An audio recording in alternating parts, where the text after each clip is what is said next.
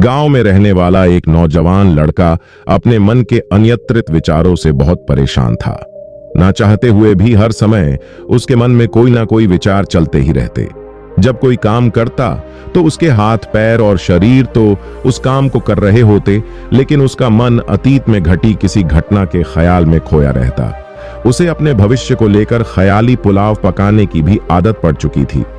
वह अक्सर सोचता कि एक दिन मैं ये करूंगा, वह करूं, एक दिन मैं बहुत ही बड़ा और सफल इंसान बन जाऊंगा।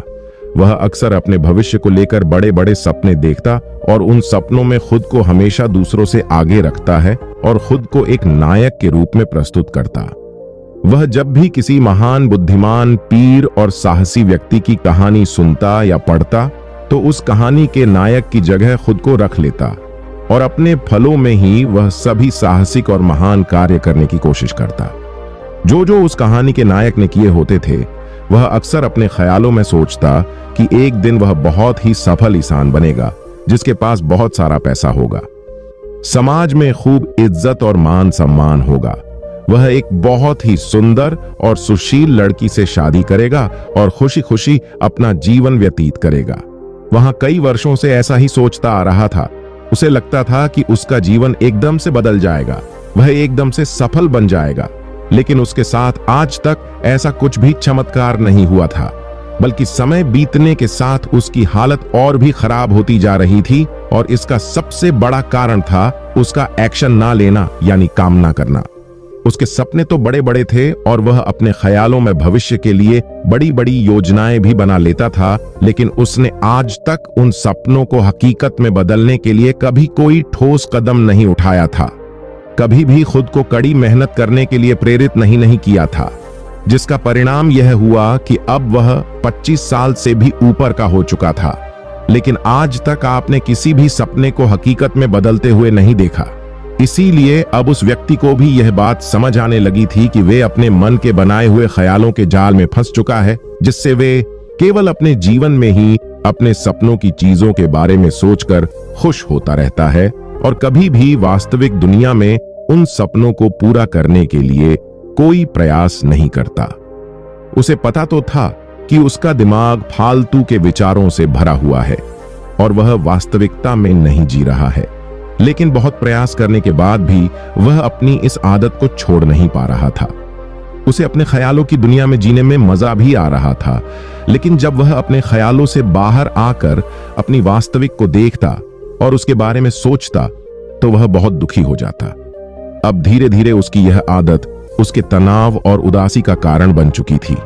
वह अपने दोस्तों और घर वालों से ज्यादा बात भी नहीं करता था। दिन भर गुमसुम और उदास सर रहने लगा था। एक दिन ऐसे ही उदास मन के साथ वो एक पेड़ के नीचे बैठा हुआ था।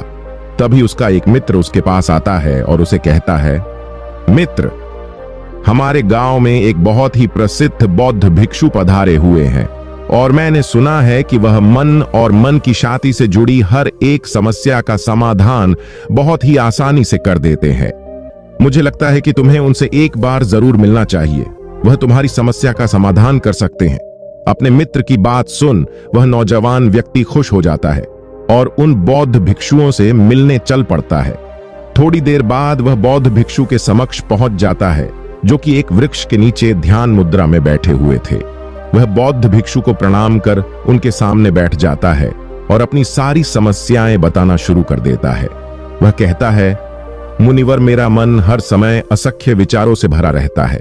इसमें बेवजह के विचार हर समय चलते ही रहते हैं।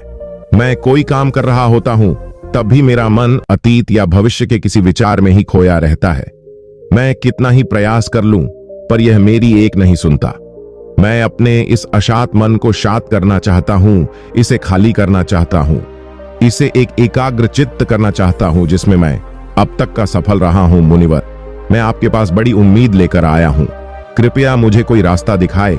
उसने उस जवान व्यक्ति की यह सारी बातें ध्यान से सुनने के बाद बौद्ध भिक्षु ने कहा, जिंदगी खुशहाल और मन शांत तो तभी होगा ना जब जो गलतियां कर रहे हो उन गलतियों को करना बंद कर दोगे। क्या क्या गलतियां कर रहे हो और मन को कैसे साफ करना है, इस बारे में आज मैं तुम्हें विस्तार से बताऊंगा।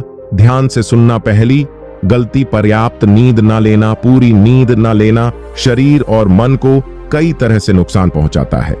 अगर पूरी नींद न ली जाए और याददाश्त का कमजोर होना, तनाव, चिड़चिड़पन, हर समय थका हुआ महसूस करना और चेहरे की चमक होने जैसी समस्याओं का सामना करना पड़ता है।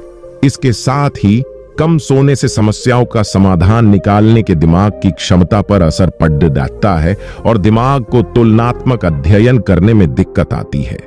इसीलिए रोजाना कम से कम 5-6 घंटे की गहरी नींद देना जरूरी है। नींद मानव जीवन के लिए महत्व।